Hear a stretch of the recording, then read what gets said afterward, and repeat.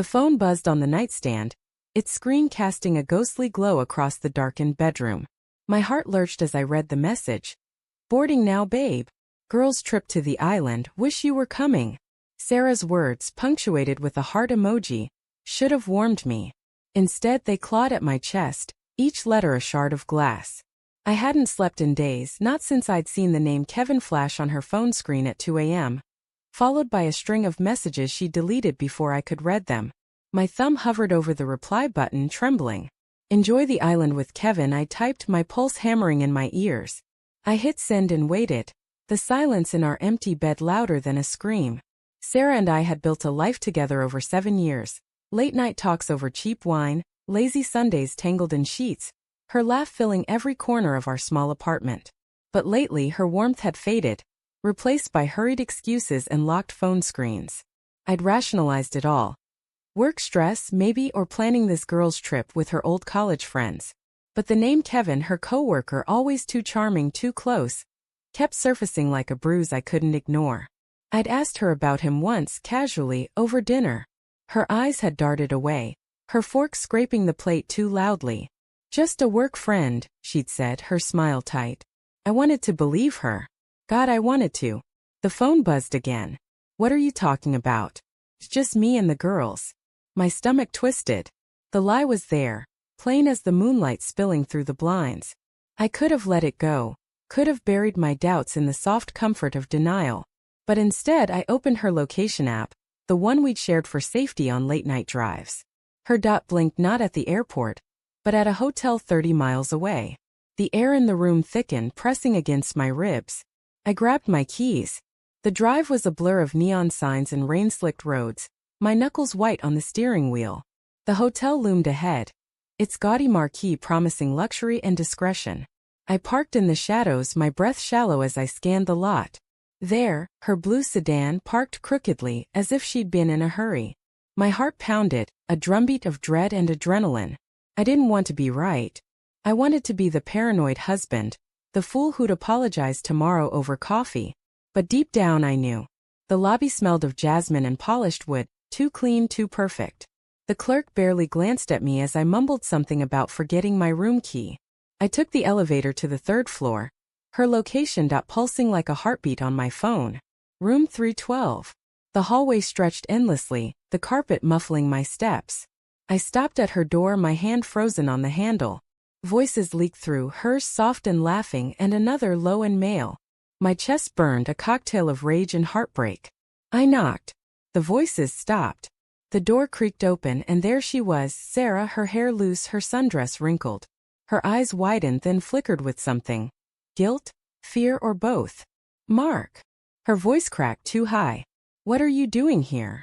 Who's with you? I asked, my voice steady despite the storm inside. She stepped back and I saw him, Kevin, lounging on the bed, a glass of wine in his hand. His smirk faltered when he saw me, but he didn't move. The room smelled of her perfume and something sharper, like betrayal. It's not what you think, Sarah said, her words tumbling out too fast. We were just catching up. He's in town for a conference and... Stop. My voice cut through hers, sharp as a blade. You told me you were at the airport. You lied. Her mouth opened, then closed, her eyes darting to Kevin as if he could save her. He didn't. He just sat there watching like this was a show he'd paid to see. Mark, please, she whispered, stepping closer. Her hand reached for mine, but I pulled back. The touch I'd once craved now felt like poison. I didn't mean for this to happen. It just did. What just happened? I spat, my voice rising. You snuck off to a hotel with him? You deleted his messages? How long, Sarah? My hand shook, and I hated how much I still loved her even now, standing in the wreckage of us. She looked away, tears brimming. A few months, she admitted, her voice barely audible. It wasn't supposed to mean anything. Kevin stood, finally, setting his glass down with a deliberate clink. Look, man, let's not make this a scene, he said, his tone infuriatingly calm. We're all adults here. Get out, I said, my eyes never leaving Sarah. He hesitated, then grabbed his jacket and slipped past me, his shoulder brushing mine. The door clicked shut, and the silence was suffocating. Sarah sank onto the bed, her hands covering her face. "I'm so sorry," she sobbed. "I love you, Mark. I didn't want to hurt you." "Then why?" My voice broke, the question raw and jagged. "Why him? Why this?" She looked up, her eyes red and desperate. "I felt invisible. You were always working, and Kevin, he listened. It was stupid, I know, but it felt good to be seen." Her words cut deeper than any lie. I'd been working overtime to save for a house, for our future. Every late night, every missed dinner, it was for her. And she'd turned to him. I wanted to scream, to tear the room apart, but all I could do was stand there, drowning in the truth. "I'm going home," I said finally, my voice hollow. "Don't follow me." The drive back was silent, the rain heavier now, blurring the world outside. My phone buzzed, Sarah calling, texting, begging. I didn't answer. But when I walked into our apartment, her scent lingered, lavender and betrayal. On the counter, her plane ticket to the island sat untouched, dated for tomorrow. She'd never planned to go. The realization hit like a punch. This wasn't a spur-of-the-moment mistake. She'd chosen this, planned it, built a secret life while I slept beside her. Hours later, the door creaked open. Sarah stood there, soaked from the rain, her eyes pleading. "I flew back," she said, her voice trembling. "I couldn't go through with it. I love you, Mark. Please, let's fix this." I stared at her, the woman I'd loved, the stranger in my home.